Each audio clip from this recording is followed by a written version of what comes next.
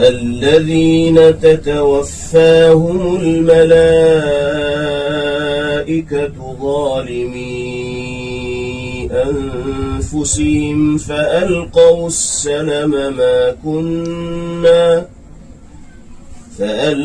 السلم ما كنا نعمل من سوء بلى إن الله عليم بما كنتم تعملون فادخلوا أبواب جهنم خالدين فيها فلبئس مثوى المتكبرين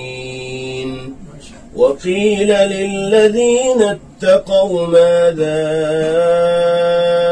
أنزل ربكم قالوا خيرا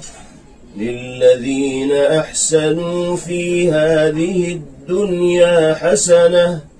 ولدار الآخرة خير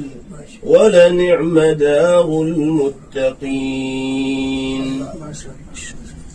جنات عدن يدخلونها تجري من تحتها الأنهار لهم فيها ما يشاءون كذلك يجزي الله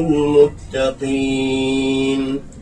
الذين تتوفاهم الملائكة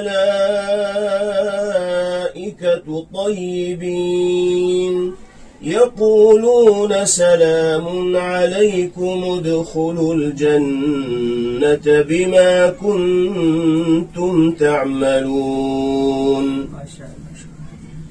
هل ينظرون إلا أن تأتيهم الملائكة أو يأتي أمر ربك كذلك فعل الذين من قبلهم وما ظلمهم الله ولكن كانوا أنفسهم يظلمون فأصابهم سيئات ما عملوا وحاق بهم ما كانوا به يستهزئون وقال الذين أشركوا لو شاء الله ما عبدنا من دونه من شيء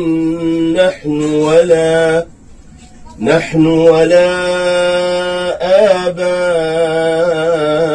آباؤنا ولا حرمنا من دونه من شيء كذلك فعل الذين من قبلهم فهل على الرسل إلا البلاغ المبين